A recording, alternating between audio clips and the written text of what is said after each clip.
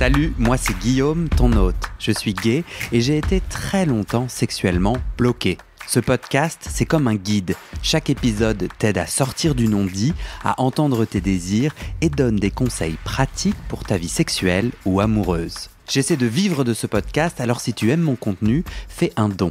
Tape bit.ly/comment devenir dans ton navigateur. Tu auras aussi mon Instagram pour voir ma petite tête et les infos pour venir à une rencontre entre auditeurs dans ta ville.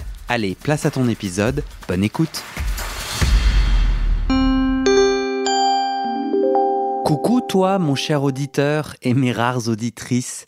Est-ce que tu peux m'aider à choisir les sujets des prochains épisodes ? Je t'ai mis 20 sujets d'épisodes pas encore traités sur le podcast et toi tu vas les noter de 0 à 5 étoiles selon ton intérêt. Et ça m'aidera à savoir où mettre la priorité. Je t'ai mis tout ça dans un joli formulaire. Ça te prend moins d'1 minute et j'ai ajouté une surprise à la fin du formulaire. Ouh, suspense, mystère. Où que j'ai envie d'aller sur ce formulaire.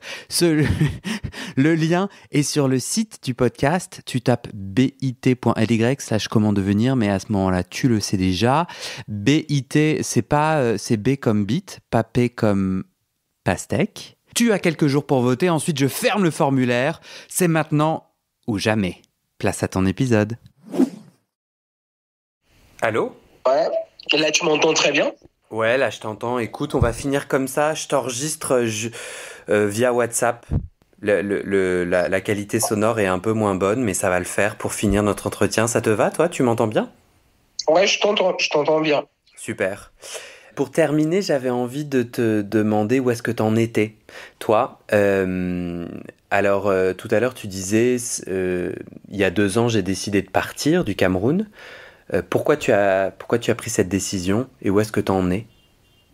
Alors j'ai pris cette décision tout simplement parce que je me suis dit si je veux vivre ma vie, si je veux vivre avec un mec, avoir nos enfants, vivre une vie en fait normale. Je me suis dit, si je veux vraiment vivre ça, c'était pas ici. Parce que, comme je te disais, j'ai eu la chance d'avoir mon premier, mon second et mon troisième, avec qui j'ai eu vraiment des relations particulières, parce que vraiment, c'était très spécial avec eux, parce que je me sentais normal, je vais le dire comme ça. Mais à la longue, après réflexion, j'ai réfléchi et je me suis dit, mais est-ce que ce sera pareil tout le temps ? Parce que dans ce que j'ai cru être normal, il y avait quand même un petit côté de peur, un petit côté de cachotterie. Tu veux dire que même si tu vas dans un autre pays où l'homosexualité te semble plus acceptée, tu te rends compte que même dans ces autres pays, comme la France par exemple, il y a encore de la cachotterie et de la difficulté à assumer au plein jour pour la majorité des homosexuels, c'est ça ? Ouais. Donc, je me suis dit, ici, quitte à se faire tuer, ou je sais pas trop quel sort est-ce que on peut me réserver, il est préférable que je vive ma normalité ailleurs. Ouais, que tu sois en sécurité. Pourquoi ça fait 2 ans ? Pourquoi ça met beaucoup de temps ? J'aurais un peu le préjugé que comme tu as la chance d'être dans une famille riche, de l'élite, j'aurais imaginé que ça aurait été plus facile. Tu as les moyens pour rapidement quitter le Cameroun, non ? Alors justement, c'est pas si facile qu'on le pense. C'est pas si facile qu'on le pense, tout simplement parce que Ça, j'ai déjà été là-bas, en vacances, en congé. Là-bas, c'est en France ? En France. Mais maintenant, le côté s'installer, c'est autre chose. C'est autre chose parce que, me dire que, je vais venir, par exemple, je vais venir en tant qu'étudiant il y aura encore toute une longue procédure pour pouvoir s'installer, pour pouvoir rester et autres. Parce que étudiant, c'est du genre, ben ouais, je viens, j'ai mon diplôme et je m'en vais. Je rentre d'où je viens. Or, je suis dans l'optique je m'en vais m'établir ailleurs. Ouais. Je m'en vais m'établir ailleurs. Donc pour le moment, tu es bloqué pour une question de visa, c'est ça? C'est qu'en fait, t'as pas envie de venir... T'aimerais venir en France, c'est ça? Ouais. Après, avec la loi d'immigration qui a été votée très récemment, c'est plus trop encourageant en fait. Et je me demande, et si je fais vraiment la procédure, est-ce qu'elle va aboutir? Parce que voilà, si je viens, je vais pas aller monter un dossier et puis je vais me dire voilà, j'ai envie de venir m'établir là-bas tout simplement parce que en fait, il y a tout ça. Je me suis depuis 2 ans, je réfléchis dessus, je me dis c'est quoi la meilleure formule? C'est quoi la meilleure formule? Parce que c'est plus possible en fait, c'est plus possible ici. Là, on n'est plus en vidéo. Je crois que tu aurais remarqué que ma mine elle a changé parce que là, je me rends compte de beaucoup de choses. C'est plus possible ici. C'est vraiment plus possible de toutes les façons. Tu me parlais de difficultés même pour avoir du travail, c'est-à-dire que les gens te disent t'as l'air différent. Est-ce que tu serais pas homosexuel? Voilà, ça. Voilà, ça te regarde, ça te juge en fait avec ton apparence. J'ai du mal est-ce que tu peux m'aider à comprendre? Parce que moi, tout à l'heure, quand je te voyais en vidéo, je vois pas de traits particuliers qui pourraient sous-entendre quoi que ce soit. Tu vois, tu as une tête tout à fait normale, excuse-moi c'est un compliment, tu es très beau, il n'y a pas de problème, mais tu vois, tu as une petite barbe. Si tu devais te décrire physiquement, tu as la peau noire, tu as des cheveux courts, tu as des yeux noirs ou marrons. Qu'est-ce qui... Et pareil, tu vois, ce videur-là qui te fait des regards et où tu te dis, avec la vodka, j'ai dû avoir mon côté féminin qui ressort. C'est que en société, là, comme ça, dans la rue, tu as l'impression que tu as une démarche ou une gestuelle particulière? Bon, après, ouais.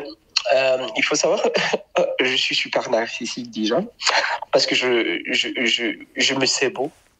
Je me sais mignon, je me sais tout ce que tu veux. Et des fois, j'aime attirer en fait les regards. Donc j'aime bien j'aime m'habiller en mode, ouais, je suis sûr que quand je vais sortir là, je vais faire tourner des têtes. Et j'en fais tourner des têtes. Donc du coup, voilà. Donc tu as des habits. En fait, c'est tes habits un peu à prêter. Donc c'est quoi? C'est des jeans moulants, c'est des vêtements qui sous-entendent peut-être quelque chose à ton insu, c'est ça? Voilà, parce que on s'est dit, pourquoi lui s'habille comme ça, lui, c'est quoi son truc en fait? D'accord. Il s'habille pas, en fait, il s'habille pas normalement. Dans le normalement, je me dis, il s'habille pas comme un garçon en fait normal, il faudrait s'habiller. Donc voilà. Tu peux me décrire ces vêtements qui, au Cameroun, te mettent dans la case anormale? C'est quoi les vêtements? Alors un mec qui te porte des culottes tout le temps, qui est assez velu comme moi, qui a la cuisse dehors, on le regarde en mode ouais, ce garçon. Ah d'accord. Aide-moi à comprendre parce qu'en français de Paris, une culotte c'est un sous-vêtement plutôt féminin. Ah d'accord. En tout cas, c'est un slip. Toi, t'as voulu dire quoi? C'est un short? Voilà, un short. D'accord. Compris. Voilà, un short. Et tu te tapes une chemisette où vraiment tu ouvres vraiment, où t'exposes un peu ta petite poitrine. Ou alors tu vas te mettre une petite boucle là, aimantée, parce que moi j'ai pas les oreilles percées. Tu vas te mettre une petite boucle là. En fait, un mec un peu trop bien entretenu ici est soupçonnable. Parce qu'on se dit, bof, le vrai mec, il s'en fout de tout ça. Hein. Ouais. Il peut te sortir Ouais, il peut sortir avec une chemise froisse et il peut te porter une chaussure toute sale. Lui, c'est pas ça, en fait. Son dada, c'est pas ça. Hmm.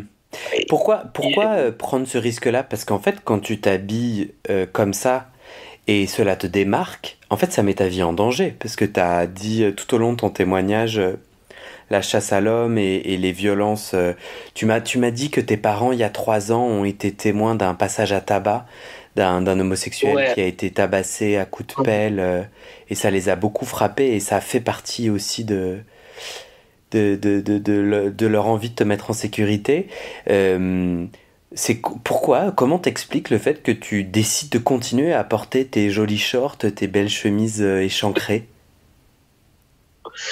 alors, parce que, bah, voilà, après, c'est ce qui se font déjà. Et j'aime, j'aime me sentir libre. Voilà, c'est le Hmm. mot que je cherche. J'aime me sentir libre. J'aime pas me sentir vraiment enfermé. Une fois que je me sens enfermé, je vais me faire un petit, parce que je suis un mec assez dépressif, je vais me faire ma petite dépression et j'en en parle pas souvent tellement, mais j'ai fait plein de tentatives de suicide lorsque j'étais dans le déni de ma sexualité. Hmm. Et, oui, et j'ai arrêté parce que, bah voilà, je me suis rendu compte que je faisais souffrir beaucoup mes parents, mon père et ma mère. Et donc, voilà, j'ai décidé d'arrêter. Et une fois que je me sens comprimé et autres, je déprime et ça conduit à autre chose. Donc, du coup, je me suis dit, je préfère m'habiller, me sentir libre, quoi. Mhm. Et donc, c'est dans cet élan de liberté que, bah, voilà, malheureusement, t'as des regards dans la rue. Mais je fais toujours tout pour ne pas me retrouver face à des situations dangereuses. Bien Ouais, je sûr. m'habille quand je m'habille, mais c'est pas pour autant que je vais relooker les mecs dehors. Hein. Hmm. Non. Hein. Oui, donc Ah bah non. là, il est temps de partir parce que c'est plus faisable. T'as du mal à trouver du travail et ta façon d'être te fait prendre des risques. Et puis à la fois, si tu n'es plus toi et si tu t'étouffes totalement, alors là, tu pars dans un autre mal-être. Euh, tu comprends pourquoi t'es pas encore parti. Tu dis, il y a un enjeu de visa, il y a un enjeu administratif. T'as l'impression que c'est ça le principal blocage. Tu dis, ça fait 2 ans que j'ai réfléchi. Qu'est-ce qui t'inquiète à Ouais, l'idée de partir? ouais, c'est le seul blocage pour moi. D'accord. Parce que, parce que j'étais sûr, si mon père et ma mère étaient sûrs à 100% que bah voilà, je peux me lever lundi, je pars à l'ambassade, je dépose mes dossiers et on me dit bah voilà, c'est un traitement de 3 mois et qu'après 3 mois, je me rends encore à l'ambassade. On me dit voilà ton visa, 3 mois, je le ferai Hmm. et que papa m'aurait payé un billet d'avion, même en first class s'il le faut. Hmm. Et je serai en France. Donc, le même jour où je sortirai de l'ambassade, je ne passerai plus de nuit au Cameroun. Ouais, pour le moment, N'importe quoi. ouais, t'as pas encore trouvé la façon administrative de pouvoir quitter le Cameroun. Ouais, en fait, Ok. c'est la principale raison. En fait, mes parents, que ce soit en France, que ce soit en Belgique, que ce soit où, s'ils sont sûrs, avec moi, bien sûr, que bah voilà, si j'entre dans telle ambassade, bah je ressors de la visa. Bah, on le fait Hmm. immédiatement. On l'a dit tout à l'heure, c'est pas les moyens qui manquent, mais on veut être sûr de ce qu'on fait. Enfin, Hmm. moi, perso, je veux être sûr de ce que je fais parce que pour mes parents, ils sont prêts à me dire, bah, entre dans toutes les ambassades où tu peux et dépose tes foutues demandes de visa et autres. Mais le faire, c'est aussi gaspiller en énergie et j'ai pas envie d'avoir de faux espoirs. Hmm. Je comprends. Comme je t'ai dit tout à l'heure, voilà, comme je t'ai dit tout à l'heure, je suis en mode, ouais, un coup, je suis super joyeux, un coup, après, j'ai le mood à me ramasser comme avec une pelle. Donc, du coup, j'ai envie de me dire, ouais, sur 100% sur une échelle de 10 de réussite, je suis à deux de pas réussir. Hmm. Donc, ouais, je préfère être vraiment très sûr de ce que je fais en me disant si ça ne réussit pas, en fait, de savoir très exactement ce qui ferait en sorte ce qui ne me ferait pas réussir. Du genre, si ça ne réussit, ça ne marche pas, je sais que non, je peux retenter. Pourquoi? Parce que voilà ce qui m'a fait échouer. Mhm. Mais pas dans un sens où j'y vais et en étant sûr et qu'au final, bah, ça ne marche pas sans trop savoir pourquoi est-ce que ça n'a pas réussi. Donc, comme je l'ai dit, la meilleure possibilité pour moi, c'était la France, tout simplement parce que bah, ma famille y est, elle est installée. Mais là, maintenant, avec les rigueurs et tout ce qui va avec, je suis plus trop sûr. Parce que je vais t'avouer une chose, je me suis dit, lorsque j'ai vu maman, que bah voilà, je vais m'engager. Je vais m'engager dès son départ à le faire. Mais comme on m'appelle ici, enfin, comme on appelle notre famille les petits Français, nous, on suit plus l'actualité européenne que camerounaise. Bon, c'est vrai qu'on suit l'actualité africaine et camerounaise en particulier, mais on est plus désormais porté vers l'actualité européenne parce que, ben voilà, on est déjà, entre guillemets, des Européens. Donc, moi, ça m'a fait un coup, un petit choc. Je suis pas français. Je sais pas si je le serai un jour, mais ça m'a fait un grand choc de savoir que bah voilà, on puisse voter ce genre de loi vraiment, je vais le dire comme ça, très rude et très dur. Je vais le dire comme ça. Tu sais, il y a des gens qui, en s'expatriant, ont un petit espoir d'éducation, un petit espoir de boulot, de pouvoir se dire, bah voilà, je suis arrivé, même pas seulement en France, hein, peut-être en Europe ou en Amérique, et de pouvoir soutenir ma famille au Cameroun. Et après, bah voilà, lorsque tu as un pays comme ça, dans un monde de mondialisation, où on se dit, bah voilà, désormais, il faudrait qu'on puisse se mouvoir vraiment, de se dire, ouais, je peux travailler à tel endroit et déclarer mes impôts là-bas, mais tout de même subvenir aux besoins de ma famille, de mes proches dans un autre pays ou dans un autre continent. Et lorsqu'on se retrouve face à un mur, on se dit, bah, waouh. Ouais, bien sûr. Cette fameuse mondialisation, est-ce que ça existe? Et encore plus, nous autres, les homos, on se dit, moi, personnellement, je me dis, wow, mais pourquoi crier aux droits de l'homme lorsque bah voilà, on ferme des portes? Parce qu'il y a beaucoup d'étudiants, moi je vais te le dire, il y a beaucoup de personnes qui se camouflent derrière l'aspect je suis un étudiant, qui veut venir poursuivre mes études à l'étranger, parce que bah voilà, ils sont homo et ils préfèrent partir en se disant, alors toute la famille sait qu'il est parti parce qu'il est parti poursuivre ses études, or lui il est parti pour se libérer. J'en connais un. Son père est général ici. Il est parti et c'est l'année dernière qu'il a dit à sa mère que, en fait, je reviens pas. Tout simplement parce que voilà. Et sa mère m'a appelé en me disant, bah, c'est ton ami, est-ce que je suis au courant de ça? Son père, il a fait vraiment un gros boucan ici en se disant qu'il va arriver là-bas en France, le ramener de force au Cameroun en se disant, bah, non, c'est la France qui a gâté mon fils et autres. Mais non, il était déjà il a trouvé une échappatoire en se disant, bah papa, tu sais, je peux pas vraiment poursuivre mes études normalement ici, il faut que je m'en aille. Son père a dit, bah il y a les moyens, vas-y. Et il s'en est allé. Et il a appelé sa mère pour le lui dire parce qu'il m'avait avoué que bah il a trouvé une personne avec qui vivre et tout et tout. D'ailleurs, ils sont installés désormais ensemble. Et donc tu vois, il y a ça, il y a tout ça. Oui, c'est peut-être malhonnête, mais ils n'ont pas le choix. Comme il veut, ouais. J'ai une dernière question pour toi. Toi, tu te sens comment? Tu te sens comment après ce témoignage? Je me sens assez... ça va, on va dire que ça comme ça va.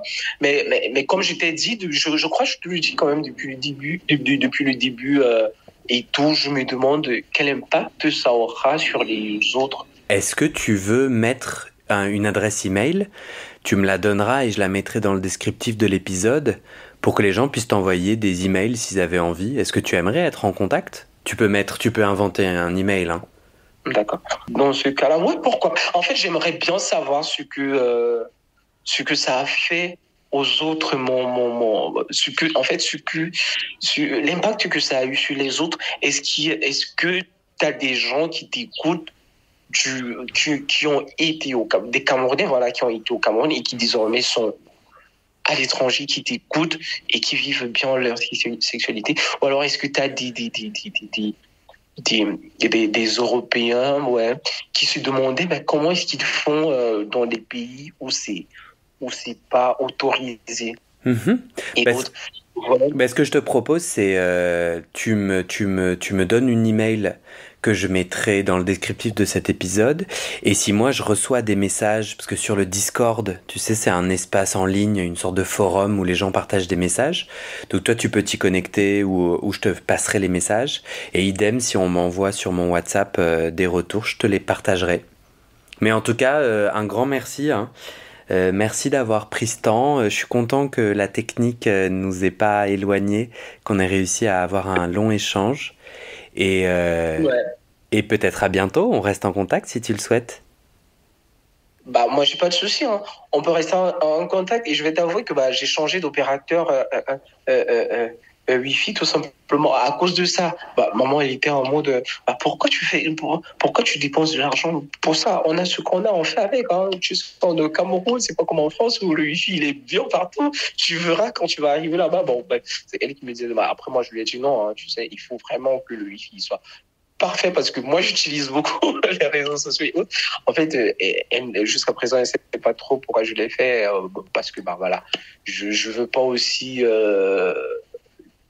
pas que je veux pas qu'elle sache que j'ai fait ce témoignage, mais bon, je préfère les éloigner un peu de tout ça.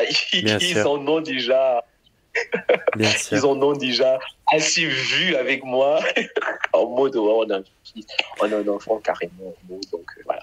Je t'envoie plein de bonnes énergies en tout cas, plein de force de mon petit endroit.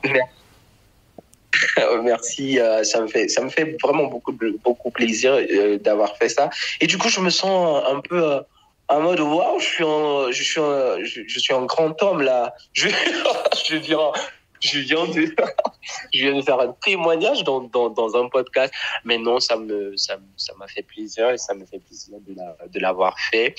Et je sais pas si ça va aider des gens, mais moi perso, ça me fait plaisir, ça m'a fait beaucoup plaisir.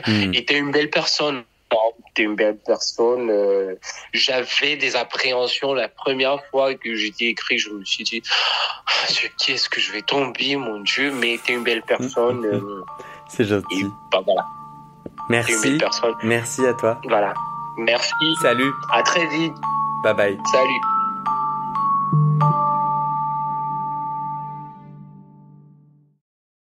Et c'est la fin de cet épisode. Il y a plus de 130 épisodes à découvrir sur ce podcast. Ça fait beaucoup, alors je t'ai rangé les épisodes par thème. Conseils sur la sodomie pour ne plus avoir mal ou comment bien faire son lavement.